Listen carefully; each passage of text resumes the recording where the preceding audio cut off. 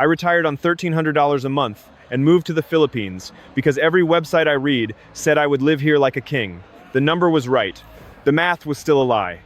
Because nobody ever puts the cost of one bad day on the spreadsheet. So tell me this, why am I sitting here 2 years later at 3 in the morning doing sums in my head in a country where a hot plate of food costs $1?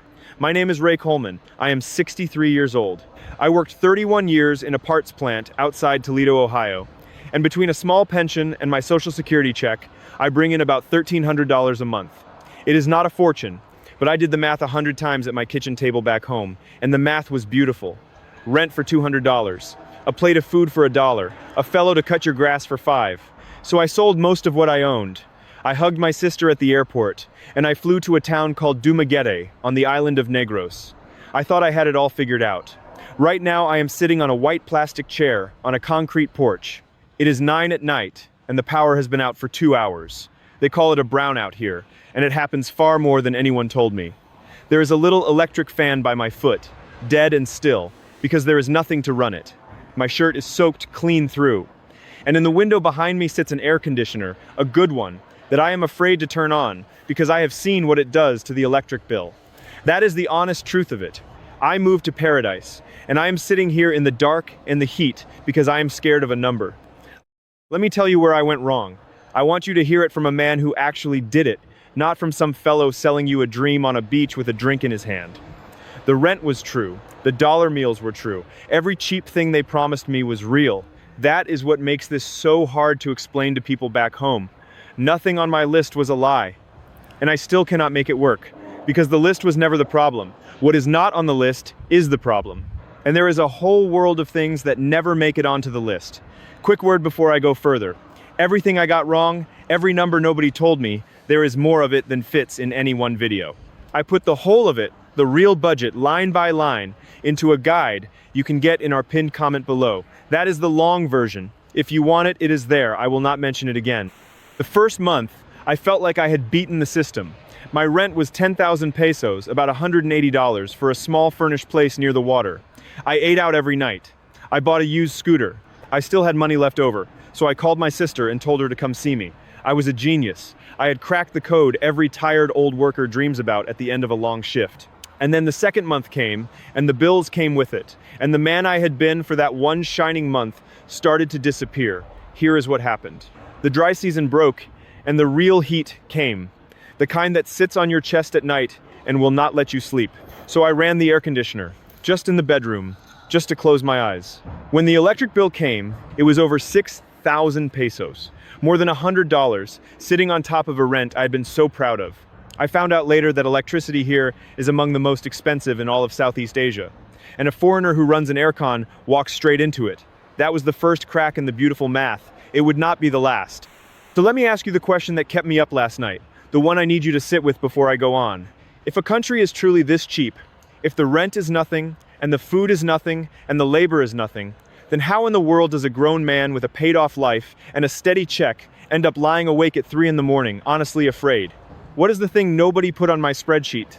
Because it is not one big cost you can point at. It is quieter than that. And once you see it, you cannot unsee it, and you will never look at that cheap rent the same way again. Here's the thing I got wrong at the deepest level, and it took me almost a year to say it out loud to myself. I did not retire on $1,300 a month. I retired on $1,300 a month, and perfect health, and a strong dollar, and the quiet promise that nothing would ever go wrong. Take away any one of those 4 things, just one, and the whole number falls apart in your hands like wet paper. And out here, if you live long enough, sooner or later, every single one of them goes. Most people think the cost of living is the price of your day. The rent, the food, the fan, the fuel in the scooter. And on a good day, they are right. And the Philippines is a genuine gift, one of the best deals left on this earth for a man with a little money. But that is not what breaks a fellow on a fixed income. What breaks you is not the cost of a normal day. It is the cost of one bad day. And retirement, if you are lucky enough to live a long time, is nothing but a slow line of bad days waiting quietly for their turn. Let me draw you the plain contrast, because this is the whole thing right here. Back in Ohio, when something went wrong, I had a cushion under me that I could not even see. A credit card with a limit on it. A brother-in-law with a truck. A country where I spoke the language and knew exactly which door to knock on. Medicare sitting there waiting for me at 65. Out here, on $1,300 a month, I have none of that. I have exactly what is in my account on the first of the month, and not $1 more. The cheap country giveth on the ordinary day, and the cheap country taketh everything on the hard one. And here is the part that turns the whole thing upside down, the thing I truly wish somebody had said to my face before I sold my furniture. The cheaper the everyday is, the more it fools you. Because when your daily life costs almost nothing, you slowly stop keeping the muscle that watches for the big hit. You feel rich, you feel loose, you feel safe. And feeling safe on a fixed income in a foreign country with no cushion and no card and no Medicare is the most expensive feeling there is. The dollar stretches so far on the small things that you forget it cannot stretch even an inch on the large ones. I learned it the only way a stubborn man ever learns anything. I got sick, nothing dramatic. A bad gut infection, 3 nights in a private hospital over in Cebu. The care was good and the nurses were kind, and by American standards it was cheap as anything. It was also 70,000 pesos, more than half of everything I get in a whole month, gone in a single weekend, because I had told myself I did not need private health insurance. PhilHealth, the public system, does not just fold a foreigner in because he showed up at the door. I had no real coverage, so I paid it straight out of the account. And that was the exact month I stopped feeling like a king and started feeling like a fool. That is the counterintuitive truth at the center of everything. And if you take one single thing from an old man tonight, take this. A low cost of living is not the same as a safe cost of living. They are two completely different animals, and the Philippines has one of them in wild abundance and almost none of the other. Not for a man living alone on a small check. Cheap is what you can afford on your best day. Safe is what you can survive on your worst. I moved here for cheap. I plain forgot to ask about safe. And the whole beautiful, brutal country runs right in the gap between those two words. So let me give you the real numbers. The ones I keep on a little card in my wallet now. The budget I should have built before I ever got on that plane. I am going to walk you through it the way I dearly wish somebody had walked me. Step by step. In the exact order it comes at you. The first step is the one everybody gets right. And it still is not enough. Call it the everyday number. Rent in a decent provincial town like Dumaguete. Furnished, 1 bedroom, runs 8 to 15,000 pesos, so call it $150 to $270. Food, if you eat mostly local and cook at home from the wet market, maybe $200 a month. Local transport, the little tricycles and jeepneys, is $1 a ride, next to nothing at all. On paper that is $600, maybe $700, and you feel like a rich man walking. Here is the trick, and I want you to write this one down. Never ever build your budget on the local everyday number. That number is real, but it is only the floor of a house you have not finished pricing. The second step is the one that ambushed me from behind.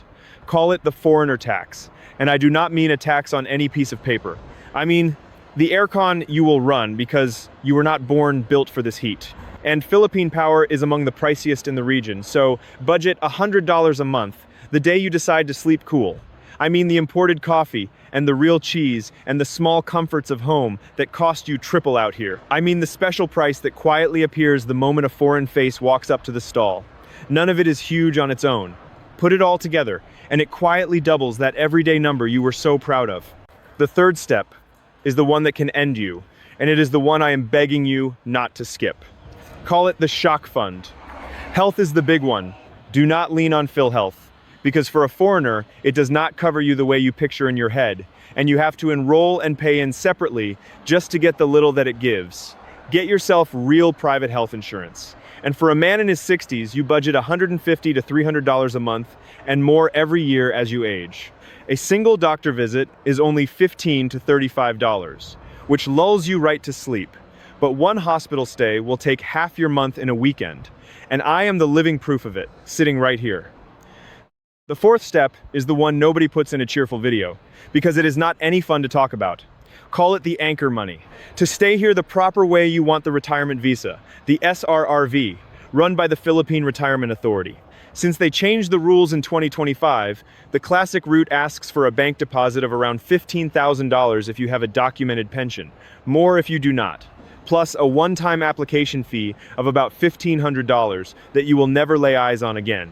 Now hear the trick buried inside that. The deposit is your own money, and it does come back if you ever leave. But while you are here, It is frozen solid in a Philippine bank, which means it is not and never was your emergency fund. Do not you dare tell yourself it is. A cushion you cannot reach and cannot touch is not a cushion at all. Weave those 4 steps together, and you finally get the real figure. The honest one that would have saved me a year of grief. Not 1,300. The straight number for a single man to live here without lying awake at 3 in the morning is closer to $1,700 up to $2,300 a month. And that is the range every honest retiree out here will give you if you ask them quietly after their second beer. That is the true price of paradise with the safety left in it. I built my entire life on the floor of that range and called it the ceiling. That right there was the whole mistake.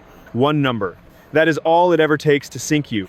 So let me pull all the way back and tell you what this is truly about. Because it was never really about pesos. It is about the difference between running towards something and running away from something. And I honestly did not know which one I was doing until I was already here with my furniture sold. I ran away from a cold apartment and a thin check, and the growing feeling that America had gotten too expensive for a working man to grow old in. Those feelings were real. But you cannot outrun a thin budget by picking it up and moving it to a beach. A thin budget is thin in every language on earth. The Philippines did not fix my money. It only changed the currency of my worry. Here is the hard-won piece. The thing the old-timers out here say low and quiet to every new arrival, and it took me 2 full years to understand what they meant. They say the Philippines is the cheapest place in the world to live and the most expensive place in the world to be broke. Sit with that a minute. On a good month, it is the kindest place I have ever set foot in. Warm and green and full of people who will share the little they have without a second thought. On a bad month, alone, sick, with a frozen visa deposit and no card and no Medicare and a sister 12,000 miles away, asleep in another world, it will quietly show you the floor of yourself. And both of those things are dead true at the very same time. That is the country, that is the whole deal, and nobody hands it to you straight. And I want to be fair to this place, because notice I am still here. I did not fly home with my tail down. I fixed it, mostly, by doing all the boring things I should have done first, in the right order this time. I bought the insurance before I bought one more comfort. I built the shock fund before I bought anything nice. I learned to run the fan and save the aircon for only the very worst nights. I stopped paying the foreigner price by shopping where the locals actually shop, at the Palenque at dawn, and I moved the number in my own head from 1,300 up to where it always should have been. Subtraction, not addition. I did not add income I do not have.